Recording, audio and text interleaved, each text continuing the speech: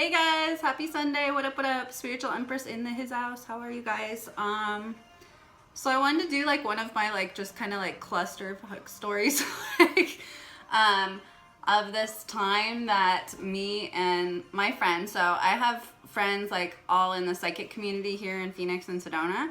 But this is one time, so she has the same birthday as me, but she's like a couple years younger. But this is just the time so basically two mediums, so it was me and her, went up to a haunted city, so it's called Jerome. If you guys want to look up Jerome, Arizona, it has a lot of activity.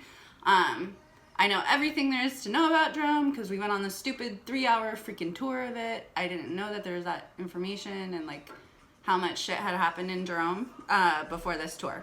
And the whole time we were like really hungry. So the time me and her went to Jerome, we did a little ghost tour, ghost adventures kind of thing, and then I broke up a biker fight. So if y'all don't know about Aquarius can get in some really weird situations because they're so outgoing. So this was just like, gosh, she invited me up to, she had bought like a new house. Let's call her Caitlin. So Caitlin invited me to her new house. I went up for the weekend because I didn't have to work, and or no, was it over Memorial Day? Something like that. I had like a full 3 days I could stay up there. So we went up there, and like, mind you, Caitlin doesn't really go out like hardly ever. Her thing is like she likes gambling. I'm not a big gambler. We both don't really go out that much, but when we do, we just meet so many people, and like it's always like a blast. So I go up to Prescott and stay at her house. And then we decided that the next day what we were going to do is we were going to go up to Jerome. And like, it was very PG, guys. Like, it was very PG. We were going to do like lunch and maybe get a drink or something like that. We get up to Jerome, and we see that they have this like tour starting as we're on our way up. So we were actually filming on our way up there because what we wanted to do was start a YouTube channel together. This is about 2 years ago. So we're like filming, we're having like this like spirit talk, like it was really awesome. And we just couldn't figure out how to like upload it onto the internet at that time.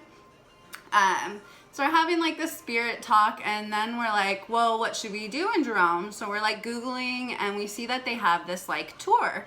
It's like a tour of Jerome. It gives you like the history of Jerome, everything like that. So we decide that we're gonna book it. And mind you, you get to Jerome, so Jerome's like a really small town. It has a lot of activity, and then you have two psychic mediums. So we're like picking up on a lot of like information as we're driving in, and we were filming about what we were picking up on. There's just like a lot of death there. There's a lot of like, I mean, all the pavement, it has bones in it. It's from like miners who used to work there that all died. They basically like cremated them in the stuff that they made the pavement in. So mind you, we end up calling the place to take a tour because we were like, well, we're running a little bit late. Are you guys going to be able to wait for us? They're like, yeah, we can wait for you. Mind you, we got there at about 1 in the afternoon. We had no idea. Like, this tour was a 3.5-hour tour. We had not eaten yet. And she's like one of those girls who likes to eat. So like, we had not eaten yet. We're like, holy shit. We go into, we went to all the locations in Jerome. They basically tell you the whole history of it, what happened, how the town was built, how it kind of fell apart. There was a big prostitution district in there. There's a lot of fighting, a lot of murder, just like all this kind of stuff. So we end up going into this haunted theater. So we go into this haunted theater right away. Like, she's freaked out. She gets scared by like the dark stuff. She's a medium, but like dark stuff scares her, and dark stuff does not scare me because I've seen it for so long. So we go into this theater, and like right away I feel like a presence, and it starts following us. And she goes, whoa, do you feel that? And I said, yeah, it's like right behind me. It's following us the entire time we're in this old theater. And so we walk into the actual theater itself. So there's like a gift shop, and then the theater is like above it. And we tell everybody when we go on a scene, like, hey, we're mediums, just so you know, like, we're here, we're gonna like read or whatever. And so we end up going into the theater, And then in the theater, you actually go up these steps and there's like a landing and then stairs to go back down. Well, we get on the stairs and I was like, whoa. And the guide turns towards me and he was just like, what? And I was like, there's something here. It just breathed over my shoulder like a solid freaking breath. I was like, what happened in here? Like, it's a female, like what happened? And I guess right on the steps where I was standing was actually where a female was like murdered. So we had like a bunch of kind of like stuff that happened kind of like that. They showed us where the actual like cabins were, where the miners actually stayed and stuff like that. So it was really interesting. It was just like really long. We were like waiting for it to kind of be over because we were like starving. So after the freaking 3-hour tour, we went and we had lunch at this place called the Haunted Hamburger. I love that place. It's like they put the furniture and stuff on the ceiling. So it's supposed to have that like whimsical, creepy kind of feeling. And we're like, okay, well, let's just eat and have some drinks. Well, they were going to do like a ghost tour, but the ghost tour didn't start till after dark. Like it was, I think it started at like 5:30 or 6:30. It was in the summer, so it had to be probably around 6:30. And the reason being is, I don't know if you guys have ever watched like those ghost hunters like shows or like Ghost Adventures or whatever, is they have like recorders that they give you like equipment to choose from. So you can get like a recorder to record like EVPs and stuff like that, or they give you they'll give you, I don't know what they're called. They're like energy detectors. They like beep if like the frequency picks up really high. And then they also will give you a spirit box. So most of the people, I'll take usually an energy recorder, but this time I decided to take an not an EVP box, the spirit box. So I took a spirit box. We each took one, and the spirit box, what it does is it's just like a white noise, and it basically will pick up on like voices, supposedly. Like the spirits can use the energy from the white noise to manifest words and things out of it. So what you do is you ask questions and then you wait for an answer from the spirit box. So we go on this like ghost tour. They didn't even go to like the places we were really like interested in, because I guess like some of the locations there, like you aren't allowed to go in because they're so haunted. Like I know everything about Jerome, and like some of them are seriously haunted. Like a lot of like recent deaths have happened because these places are so haunted because the spirits got to them. So anyway, we go in with our spirit box. We finally get to this, like, they have this little chapel there, and it's really, really like adorable, but it's really small and it's kind of creepy. But there's always like all the candles are lit and it's always open, so you can go in there at any time. So we ended up going in there. And it's so funny because he's like telling us the history and the history of the chapel and stuff like that. And, you know, we're like sitting there and we're like not listening to this dude because we've already been on another like 3-hour tour. We're like not listening to this dude because we're mediums. We're like picking up information. She's like, we're like in the back of the group, and she's like, oh my God, there's this girl like sitting next to me. And I said, oh no, I know, I saw her. And she goes, well, let's try to like communicate with her. So this guy's like blabbing, telling like the story and the history, and it's like everybody's getting all weirded out, and it's like dark in this chapel, you guys, because it's at night. And then we're in the back freaking like reading the whole thing. So we end up going out. He's like, okay, well, let's take our spirit boxes and let's go outside and, you know, see if we can make contact with any of these spirits. And it was so funny because, again, we're being the loners that we are. We're gonna like hang in the back. And we're like reading energies, we're reading spirits, things like that. And we have like our spirit boxes. So we're like, there's like this playground. So you have to take these really steep steps down from the chapel to this playground. Well, everybody went downstairs but us. We ended up staying on the actual like bench above it. And we're like sitting there with our spirit boxes. And then we're like, mine ended up saying Megan. Or no, it was Caitlin said Megan. My name. And I was like, she's like, did you hear that? And I was like, what are you talking about? And she goes, this stupid spirit box said like your name. And I was like, no way, because I didn't hear it or anything. And then it said it again, and it literally said my name.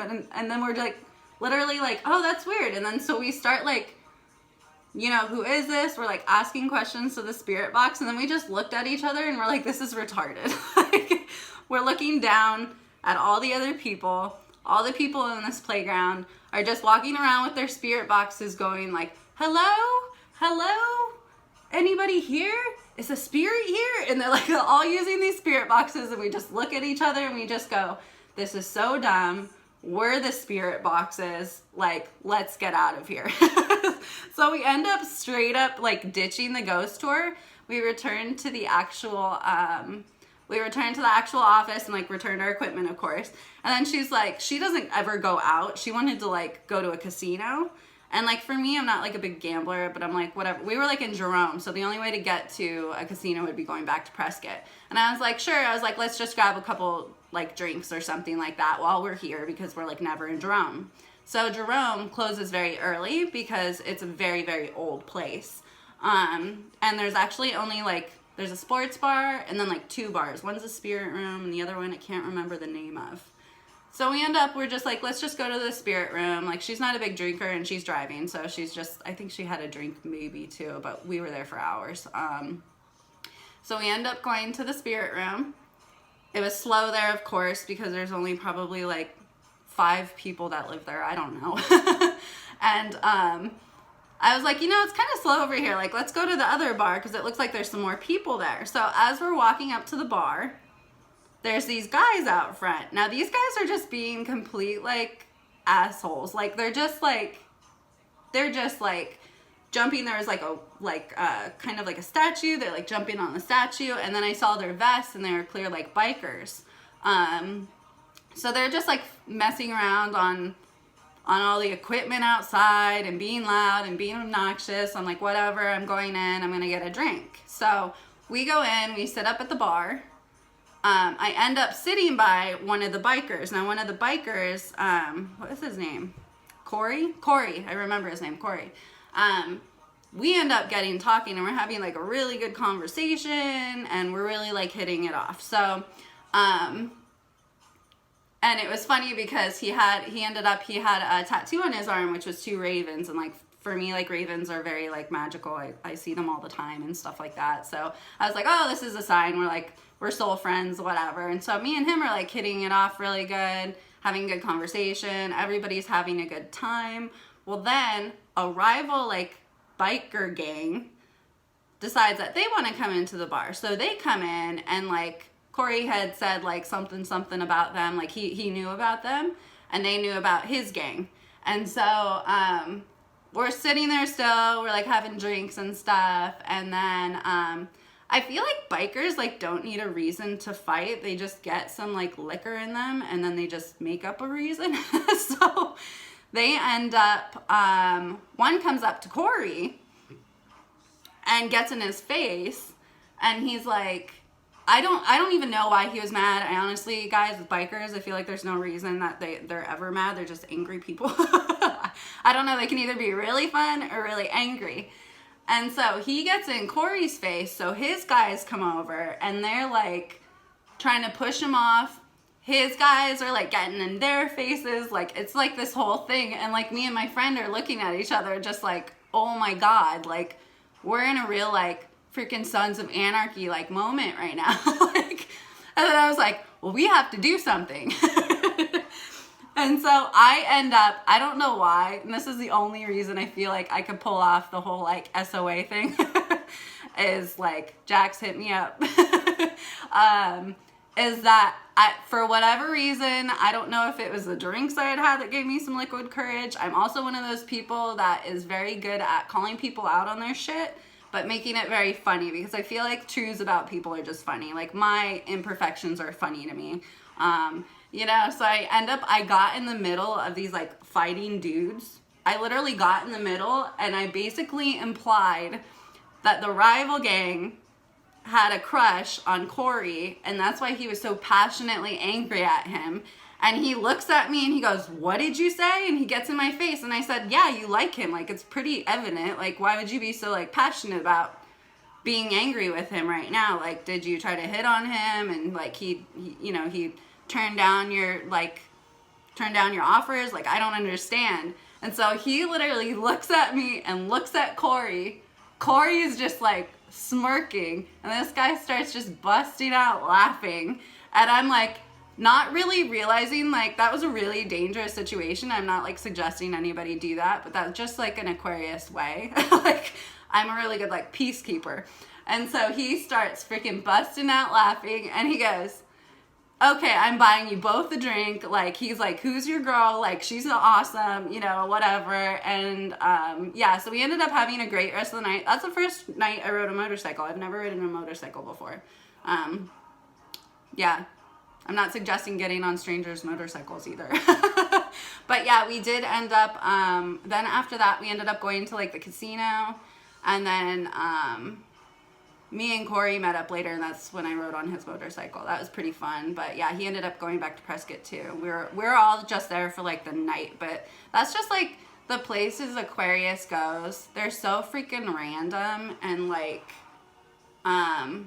you know, even with like my psychic friends and stuff like that, like my psychic friends can turn up, but like a lot of them are Aquarius, and we always get like stuck in these like really weird situations. So yeah, that was just kind of my random story. Don't know why I'm really telling this. It's just like random shit Aquarius does.